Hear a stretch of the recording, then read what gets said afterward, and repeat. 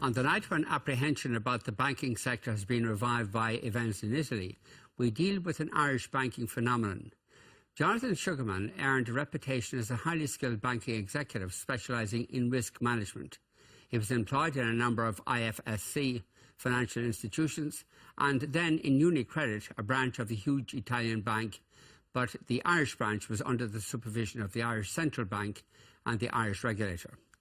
Tonight he tells us what happened when he was at UniCredit, a story which gives us a startling insight into our banking regulatory system.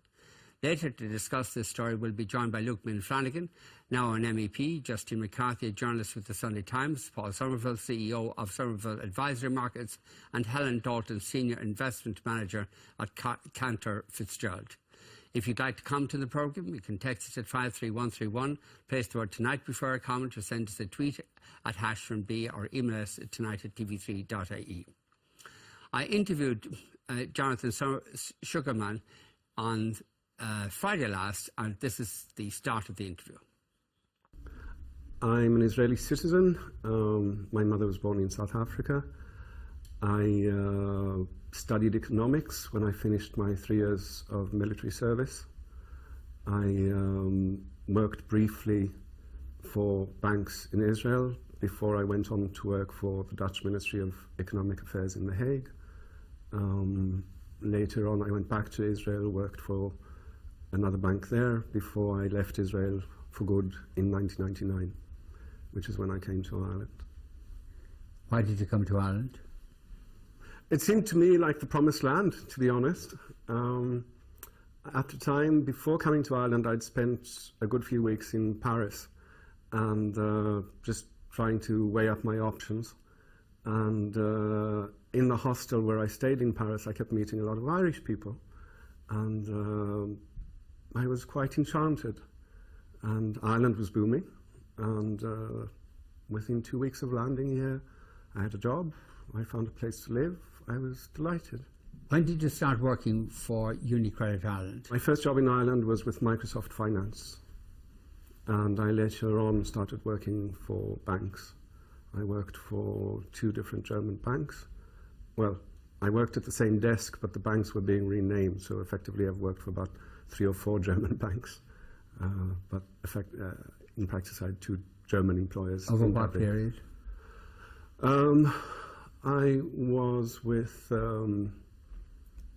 Bayerische Hypovereinsbank, HVB, in Ireland. That became Hyper Real Estate for a period of almost 5 years. Then I went on to work for, again in Dublin, Landesbank Baden-Württemberg. I was there for, I think, about a year and a half. And then I went on to work for UniCredit. Were you headhunted or did you apply for the job? I was headhunted to UniCredit, yes. By then I'd established, I'm quite proud to say, a very good reputation in the IFSC. I had only been working for German banks, and the fact that I'd survived a few of these reincarnations of German banks as they came and went, and on more than one occasion I was the only one still standing in the risk department while other people came and went.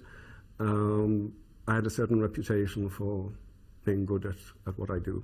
What was your role in UniCredit? Risk manager. So I had an assistant. The IFSC banks operate with relatively small staff. At the time, there was a ratio of more or less an employee per billion euro of balance sheet. So roughly, a bank with about 40 billion assets would have anything between 30 and 40 employees. So we might be handling tickets, as we call them, which by far exceeded whatever AIB might have been handling that day. But because each ticket is a very big ticket, there's no need for more than 2 people. What happened to you when you joined UniCredit? I was delighted. I was given a warm welcome by some people, some of the other managers, perhaps not so warm with Treasury, but after all, as risk management, my job is to monitor and control in as much as look at what they're doing. the people who set, it's the board of directors who sets the parameters for the Treasury Department. My job is not to set those parameters, but just to make sure that once those parameters have been set, that the daily activity of the Treasury Department, of the dealers, is within those parameters and they do not exceed those parameters. As a risk manager, your obligations are twofold.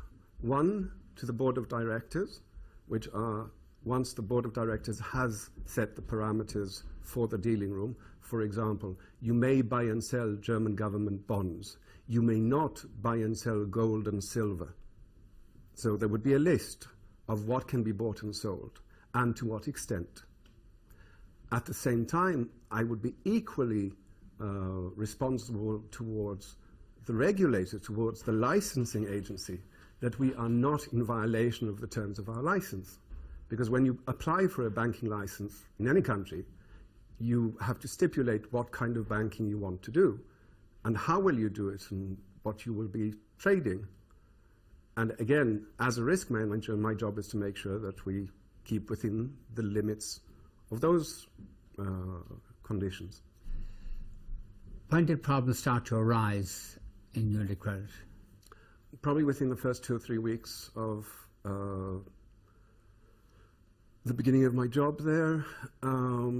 There would be a daily set of reports that has to be signed off by the CEO and the senior management of the bank. This is daily practice with all banks.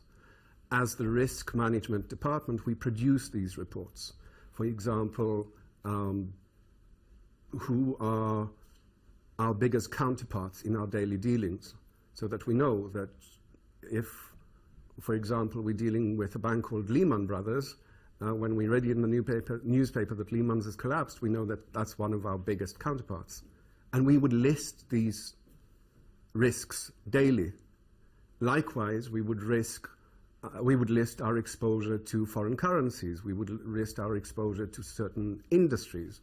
Are we lending a lot of money to aviation? Are we lending a lot of money to governments? All of these have particular limits. We don't just go and trade whatever we want. And so as a risk manager, I sign off a set of reports every day to say, these are the limits, this is where we are. It's a bit like getting the results of a blood test, where you say, this is where you're at, and these are reasonable parameters. Are you okay or are you not okay? And as the risk manager, it is my job to make sure that we are okay and that every senior manager in the bank is aware of the fact that this is where we're at. What were the problems you uncovered? There was a recurring problem with the liquidity figures. And these reports are produced twice a day, at the close of business at 5 o'clock, and then once again in the morning as a repeat performance, once all of the processing has been done overnight by the computers, by the head office, etc., to make sure that what we saw last night, yesterday evening at 5 o'clock was accurate. One of the key factors that we look at in these reports is what is our liquidity. Liquidity is very simple. It's a case of we all know how much money we have coming in as wages every month or as income from our businesses. We know that if our income exceeds €1 million a month, then we can go and buy a Beamer once a month if we felt like it. But we know what our situation is. So do we have the liquidity to go and buy something we want? In banking, it would be a case of, do we have enough liquidity? So if a depositor turns up tomorrow morning and wants his money, we have the money to give. Now, obviously, because it is the business of banking, you deposit €100 with us, of which we keep 10 and lend out 90, to make it simple. But then if you come back and make a claim on your 100, we have to give you back your 100. We can't say we've only got 10.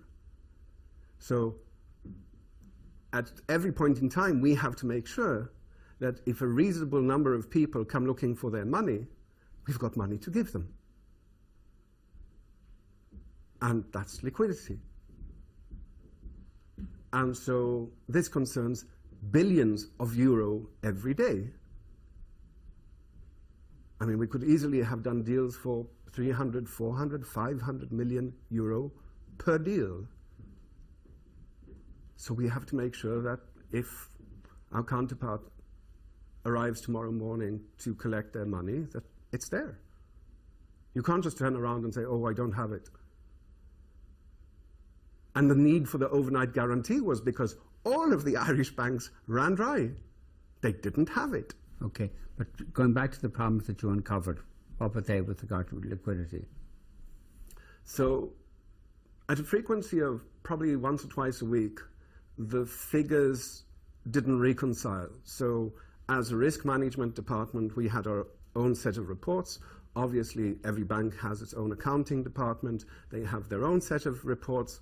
There is something called prudential reporting required by the Central Bank of Ireland. At the end of the day, we all have to sing off the same hymn sheet. So there would be a bit of a parallel calculation being done between us, the risk department, and accounting. And big discrepancies started to show. And I said, okay, so which one is the correct one? Because one day this one says there's a problem, and the next day the other one says there's a problem. Discrepancy between what and what? Between our liquidity figures and their liquidity figures. And when I said, okay, so which are the real liquidity figures? There can only be one set of correct figures. And I said, and if the real figures are the figures that are showing breach, we have to report that breach. And invariably I got told that, no, the real figures are the ones that show that we are within the limit. And I said, well, how do you know that? I mean, this is a 30 billion euro balance sheet. Do you have a little beer coaster that you keep your own? No, you're new in this job. Give it a bit of a, give it a couple of weeks. You'll understand our systems better, and you'll see why it's actually all right. And this went on throughout the entire summer of 2007. Until on one day, the breach was 20%, which is 20 times the permissible deviation of 1%. And having spent 3 years in the Israeli army, I wasn't going to spend 5 years in Mountjoy. And the legislation that I took out earlier clearly stipulates 5 years in Mountjoy. Well, perhaps not Mountjoy, but 5 years in jail.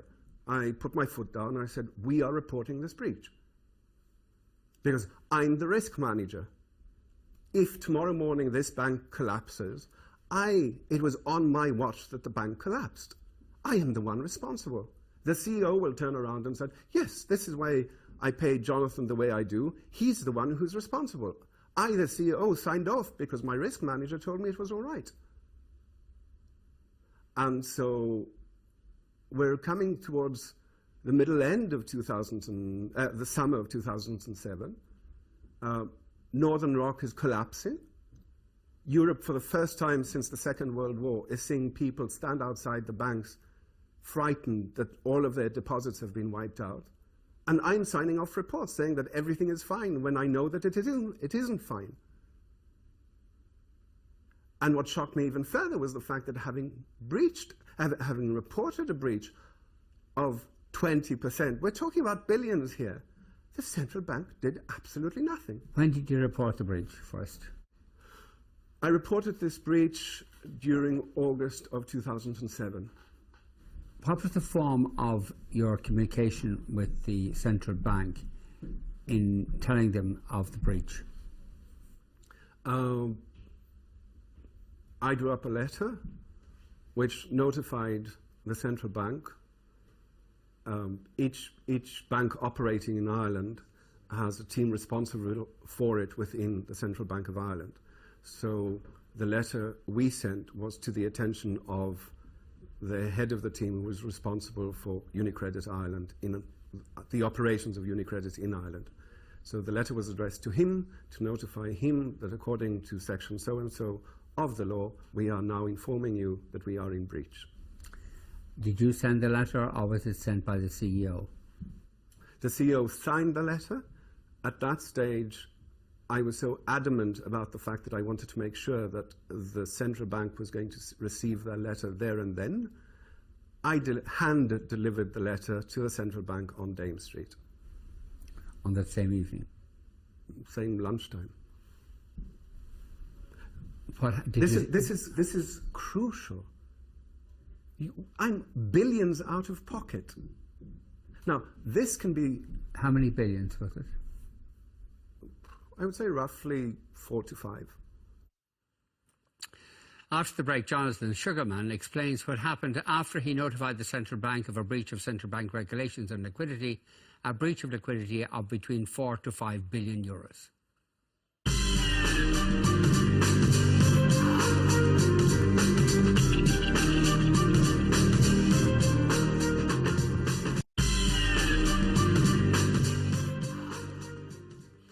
We take up the story after Jonathan Sugarman had informed the central bank here in Dublin of a serious breach of central bank regulations on the part of UniCredit. He had reported the breach by taking the letter personally to the central bank one afternoon in August 2007. Significantly, this was at a time when Anglo-Irish Bank was getting into very serious liquidity difficulties also. And Anglo-Irish Bank almost went out of business in October of that year. You'll hear Jonathan Sugarman tell of how eventually the central bank conducted an audit of UniCredit. And it's important to remember, this was not because of anything that he had told them or any difficulties he had told them about what was going on in UniCredit, but it was because this was a routine annual audit by the central bank of one of the financial institutions under its supervision. I asked Jonathan Sugarman if he had given the letter to the president of the central bank that was handling affairs to do with UniCredit. The letter was addressed to the person dealing with UniCredit. I handed it in at the reception of the Central Bank of Ireland. Okay. Did you hear back? Did you hear back, or did your CEO hear back from? We received a letter of acknowledgement the next day from the central bank. And other than that, did you have further contact with the central bank? No. Nothing. Which is shocking. But they did nothing at all. Nothing. Then what happened? In the meantime, I had contacted an IT company in London that was recommended to me that was operating in Dublin, doing precisely that type of liquidity calculation for other banks. Their leading client at the time was a leading Irish bank called Anglo-Irish Bank. And so I said, well, if you're good enough to... And the central bank was obviously aware of the fact that this consulting firm was doing the calculations for Anglo. So I said, well, if the central bank is happy for them to calculate it for Anglo, I'll be more than happy for them to calculate it for us. And so I initiated contact with this company. We arranged for them to have access to all of our records and to start producing their own sets of figures so that we could see where the problem was, if there was a problem. One night I received a call from the person in charge in London who said to me, and he knew that I was shocked over this breach of 20%, he said, Jonathan, from the figures that we've looked at, your breach is actually 40%. Now, that is when I said enough. But how is it that you didn't perceive the breach was 40%? Because of the mayhem in our computer systems. And again, this legislation I showed earlier stipulates very clearly that in order to run a bank, you have to have adequate IT systems. You cannot have IT systems producing different figures for the same transaction. And so this is why I contacted this company, because I said, look, there are discrepancies here almost every day. Okay, did you inform the regulator that the breach was not 20%, it was 40%? No. Why? Because my CEO didn't want us to. And that is when I resigned. What did the CEO say? He had his own reasons. He claimed that what the London company had come up with was just a trial run. I said, yes, but they're the trial run with our figures. And we know that there's a problem. Yes, but they're still separate to the bank. And so what made it even more worrying is that even after my resignation, and I maintained contact with a company in London after my resignation, they kept on working on trying to come up with a definitive set of figures for the bank. Only within a few weeks, the Central Bank of Ireland arrived for a scheduled audit of the risk management department, and within the first day of that audit, the link to London was cut off. And I know this from the company in London, which to me would imply that the central bank, their team that arrived at UniCredit, was so horrified, A, at the extent of the problem, and B, that a third party had full visibility of the problem. So you're saying that some weeks after you brought the letter down to the central bank yourself in mid-August of 2007, the central bank did an audit of UniCredit. Yes. And found the situation was, as you described it, or even worse. Probably worse. And so that it's not true to say the regulator did nothing. Well, they covered up. Because if I walked in there and said, heavens have fallen, they should have been literally arrayed by the central bank the next day to say, how are you conducting your affairs? If we told you that a breach of 1% is problematic, how can you turn up and tell us that you've breached by 20? I expected the central bank to have sent down a team the next day, if not that same afternoon, to say, we gave you a license to operate a bank in Ireland, assuming that you knew how to run a bank. They arrived for a scheduled audit 2 months later. I would send them, they would receive a copy of our daily reports. In terms of reporting that big breach, the one that we report of 20%, my CEO said, leave it to me. I'm the CEO of the bank. I'm here as the person in charge on behalf of Milan. Leave it to me. It would seem, apparently, that he never said a word to anybody. Because 3 years later, the headquarters in Milan was claiming that it wasn't them. Maybe they weren't telling the truth. That's possible. This is why Ming Flanagan's questions to Draghi last week are so crucial. But did you not think that you owed it to the parent bank to contact them yourself and to say, are you going to remedy the situation immediately yourselves? Oh, we remedied it within the same day. When we produced the letter over the breach, is in the morning, sorry, I might have not presented this correctly. At the close of business, we produce a tentative set of reports because we need the overnight processing of all the deals to come through, which is why we rerun the reports first thing in the morning, and those are the definitive reports for the previous day's close of business.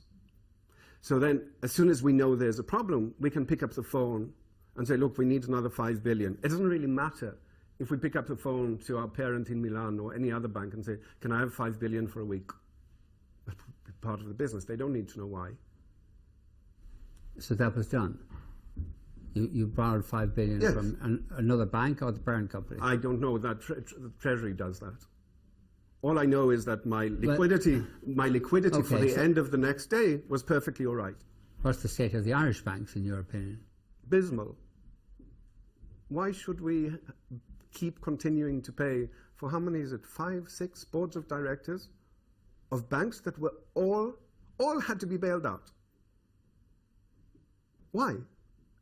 It's because from my point of view, and this, for instance, happened in the Benelux countries with banks like Dexia and Fortis, you merge the banks because there is no reason to keep paying these enormous bonuses for 2 separate sets of clowns to run 2 separate banks that were run into the ground. And you merge them in order to protect the depositors until the system can come back to health. I don't see the point of the Irish taxpayer who's already bailed out these banks now has to... Why? I don't see the logic in this. Do you think the Irish banks are solvent? I think if AIB was truly solvent, it wouldn't be such a problem to sell it. And John Bruton was trying to sell AIB already 5 and 6 years ago. We'll discuss all this with our panel immediately after the break.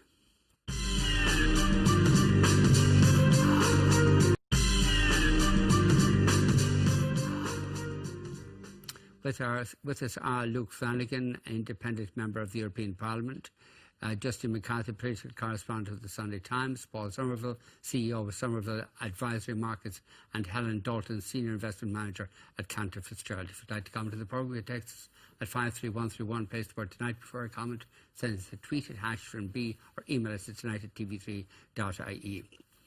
Look, I know you've been talking to Jonathan Sugarman for quite a while, and you've been aware of his story for quite a while. Did you raise these issues that he has been talking about with Mario Draghi, the head of the European Central Bank? Well, we've attempted to raise them on several occasions, but unfortunately the committee that he reports to, the Econ Committee, it's a very closed committee, and also there's an Italian chairman, Galtieri, and it's virtually impossible to actually get in and ask a question. So we had an opportunity there about 3 weeks ago where the ECB 2015 report was being given by Mario Draghi, and I got 1 minute from my group, and I used it to ask him the question in relation to what Jonathan had been telling us. And basically the question I asked him was, in his role as governor of Banca d'Italia, was he made aware of liquidity breaches amounting to billions at UniCredit, the biggest bank in Italy? And Banca Italian is the Italian Central Bank. And the reason why we asked him that is because Brian Lenihan had previously said, when he was asked about whether other central banks talk to each other, he said central bank maintains close communications with the central banks of other member states. So the question is, if there was contact, did Mario Draghi know about these breaches? And if he did know about them, why didn't he do anything about them? And if he didn't know about them, why did Brian Lenihan say what he did? But I suppose the big thing here is to get to the bottom of it and find out exactly what happened. And I suppose a fairly obvious way to do that would have been to invite Jonathan to the banking inquiry. And he wasn't invited to the banking inquiry. As far as I understand, he was asked would he like to go to the banking inquiry, and he said he would, but they never contacted him and asked him would he.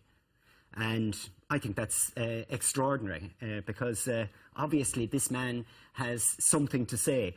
And some people would say that this is all historical, and really what does it matter anymore? Well, it matters because if this happened in UniCredit, who's to say that there wasn't similar lax stuff happening with Bank of Ireland, with AIB, with Anglo? And people will say, but sure, that's all in the past, we've moved on from it. No, we haven't, because this year alone, we burnt €2 billion on these promissory note bonds, and we have nothing for them. And over the next 20 to 30 years, we are going to have to pay all of this back, and we're not going to get anything for it. So I think it's fairly clear. We need answers to it.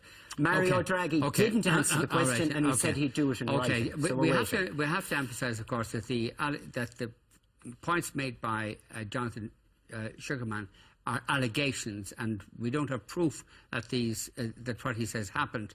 But nonetheless, there are serious issues.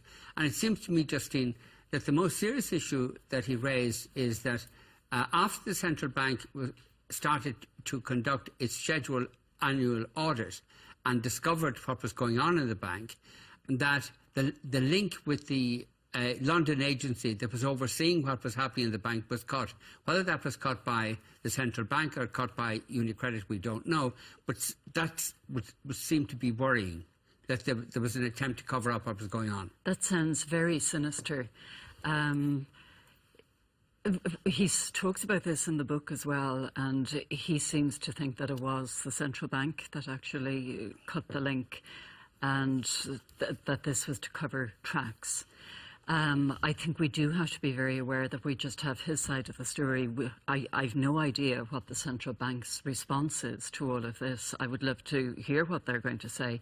So I watched the interview, with a lot of questions in my head about his credibility. I have to say I found him very impressive, very spirited, and I thought he came across as very truthful and authoritative and on top of his job.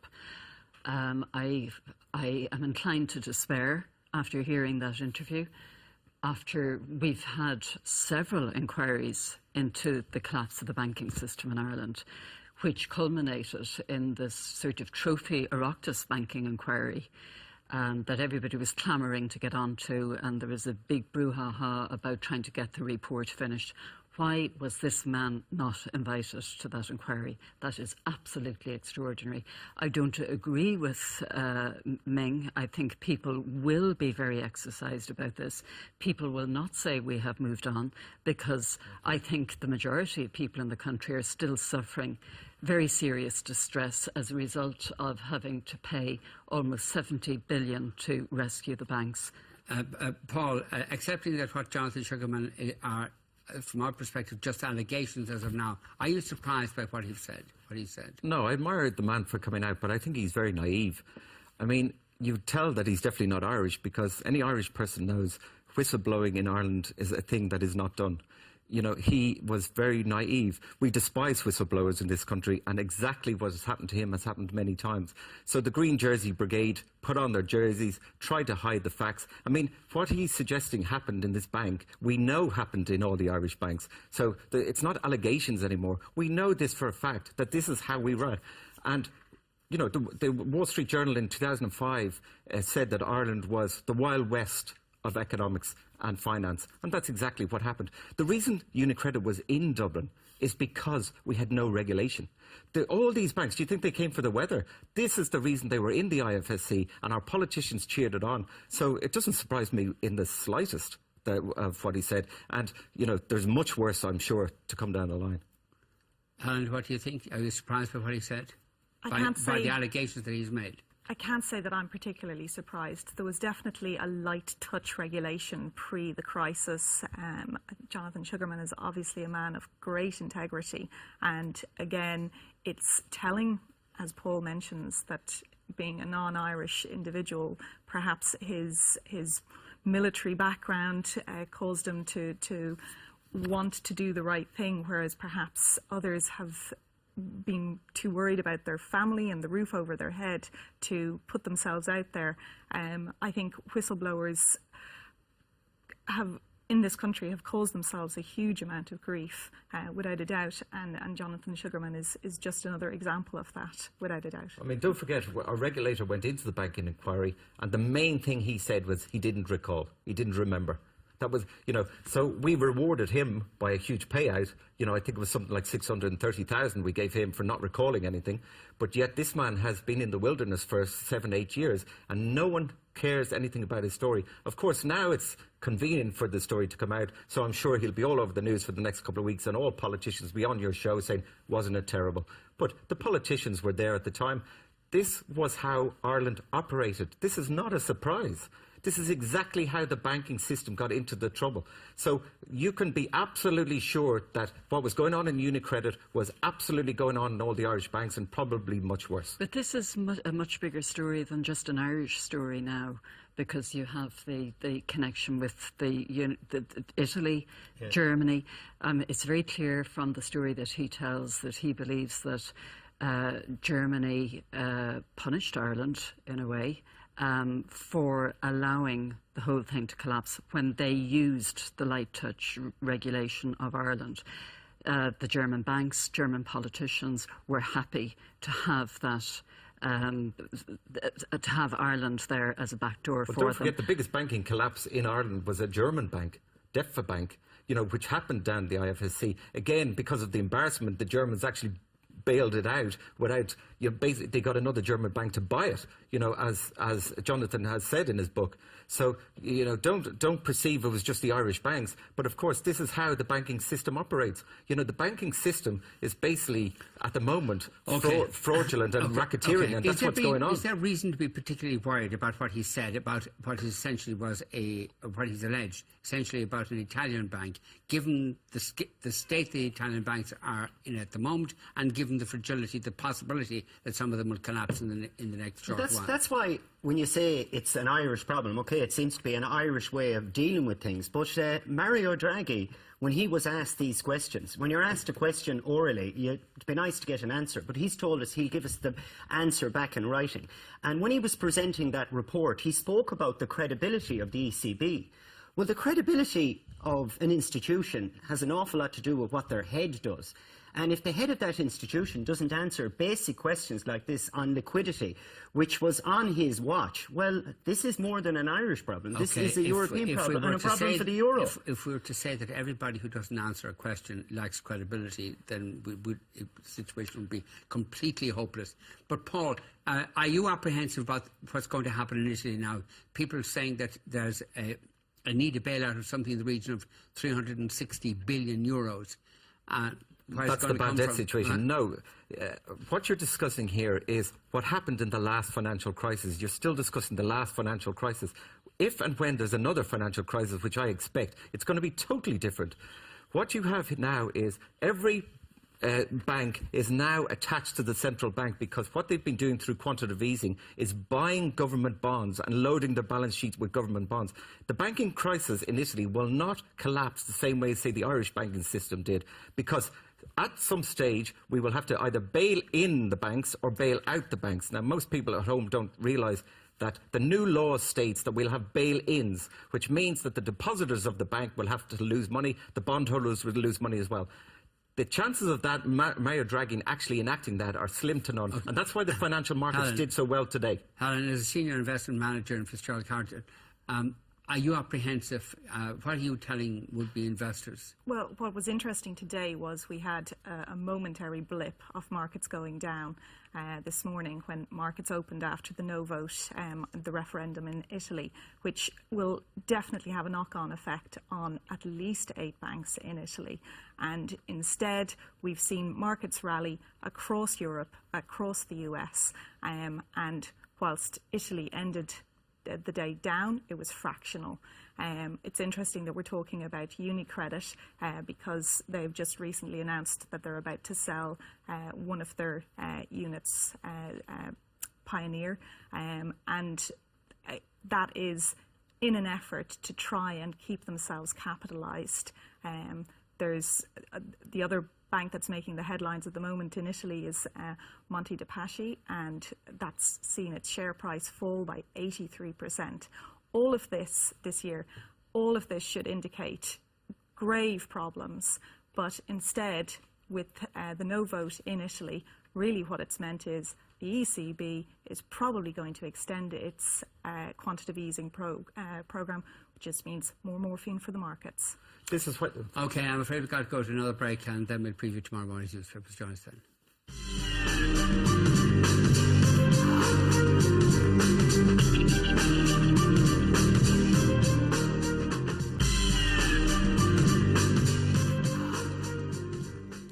Now we go to a preview of tomorrow morning's newspapers, or other front pages. We start with the front page of the Irish Times, and it leads with fee-paying schools increase hold on top university places, and Matteo Renzi delays resignation until budget approval. That's the Italian Prime Minister who said he was going to resign last night, but he's delayed it. And also here, Gardaí accept deal, believing better offer on pay unlikely. That's quite an achievement for the government, I think. The Irish Examiner, early warning system to tackle suicide. Prevention plan to be launched following surgeon death in city, that's in Cork City. Also, GRA deal clears way for union talks, and over on the right here, bail laws to see curfews and tagging for repeat offenders. And down here, Ireland and US agree to extend J1 visa programme for another 3 years. In the Irish edition of the London Times, put patients first cystic fibrosis drug maker told, and a photograph of Matteo Renzi there, the Italian Prime Minister.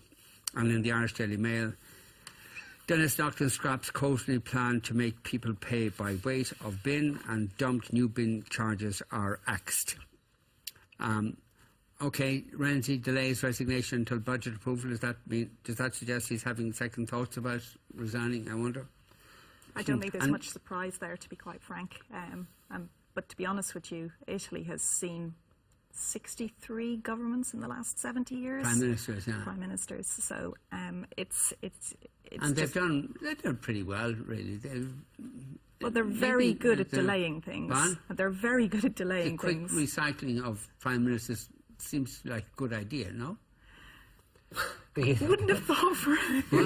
The Italian economy is struggling very, very badly, and that's one of the main reasons why they voted no. But that doesn't mean it's a Brexit moment. Lots of people are reporting this morning that the vote no was a Brexit moment. If there was an election in Italy, that might change things a lot if the Five Star Movement did particularly well. But at the moment, the Italian situation has been contained, and as I was trying to explain, the banking crisis is morphing into something totally and utterly different. And if you think the banks in Italy are just going to collapse like what happened in 2008, you're really, really behind the curve. Because what we have now is the quantitative easing program of the ECB, which is buying billions of bonds per month of all these banks, and these banks are trading these bonds, leveraging themselves up. That's where the crisis is going to come. So don't be looking for a bank to just collapse, because Draghi's not going to let it. But what's going to happen is, if interest rates start going up, which they are going up let's take the USA for an example. When Obama came in, the debt was $10 trillion. He's leaving next month. It's going to be $20 trillion. He has doubled the debt. Now, if interest rates rise when Trump comes in, which is what the markets are suggesting, interest rates in the bond market will rise across the globe, and all these banks will have massive, massive problems because they're holding all these government bonds. So what I'm suggesting is the Italian banks are in big trouble, but not the way you're suggesting and not the way it is in 2008. It's going to be very, very different. It depends what media you listen to when you look at how amazing what happened here is, because if you listen to some media outlets, they will tell you that because of the amount that they lost the referendum by, it's going to speed up a next general election where Beppe Grillo and the Five Star Movement are riding high in the polls, and I think they have a seat bonus system there if they finish as the largest party. And they're quite clear where they stand. They are not happy with Italy being in the Eurozone. You look at opinion polls there on membership of the Eurozone. The last one I seen was 52% wanted to leave it. So this is massive. You put it alongside Le Pen in France and this election coming up in April, where she is ahead in the polls. It's quite clear. Whatever people want to take out of this result, they're going to take it. The people who wanted it passed, they're going to say it has nothing to do with Europe. The people who didn't want it to pass are going to say it has to do with Europe. But either way, you can't ignore it. People across the European Union are making a decision. I don't disagree with you. Get away with the flag, get away with the song, and go away with your Euro. I don't disagree with you, but what I'm explaining is what happened in financial markets. The euro went up 2% this afternoon. That's what I'm trying to explain. So, yes, I would agree. If an election is called in Italy, all bets are off, and that will actually put some pressure on the euro. But just from the financial markets point of view, stock markets around the world are at all-time highs in the US market. That is what's happening because every government is printing to infinity, and this is what quantitative easing is all about. Okay, on the front page of the Irish Times, down at the very bottom of the front page, under Business and Your Money, I&M shareholders have approved a capital restructuring that should pave the way for a resumption of dividends. That's an interesting story on the day that you and other former employees of Independent News and Media were outside the AGM. Where did it take place? It was in the Alexandra Hotel in Fenian Street in Dublin today. All right. Because your pensions have been devastated. And there's something wrong with the system. I know you're a fan of capitalism, Paul, but there's something wrong with the system, as I'm sure Hellen is too. Sorry, there's something wrong with the system whereby people in independent newspapers, that shareholders in independent newspapers are going to, some of them going to get millions in dividends in the next short while people who gave their lives working for independent newspapers, their pensions are devastated. Some of them will get, after working 20, 30 years, they'll get 6,000 a year pensions. Well, I'm sure Justine will explain the situation, and it's a desperate situation, and she explained it very well on the radio earlier. But as regards capitalism, there is no such thing as capitalism in the financial markets at the moment. It's cronyism. That's all you've got. You've got central banks running the whole thing. So, don't believe, like all asset prices around the world have been bastardized basically by the central banks. So, this is what quantitative easing does. How do you explain to a neutral outsider how people can vote to give themselves massive dividends, tens of millions in dividends, while people outside who've worked 20, 30 years in the company get damn all? And I absolutely agree with you. I think it's despicable that they can walk away from a commitment. And again, I think Justine is better able to talk about it, the details. But to have a balance sheet of cash of 60 million sitting there, and then to draw a line and walk away from people who've given, as you rightly say, most of their working life, to say, sorry about that. And just walk away from a commitment that they had met, that they had promised when people first signed on. Yes, we have a difficulty with the pension time bomb. Yes, we've got a difficulty with defined benefits. But I think it's still immoral to be able to walk away from a commitment like that. I'm not sure morality has anything to do with this business. That's it for now. For more tonight's programme, log on to TV3.ie. The weather's next. Must tonight.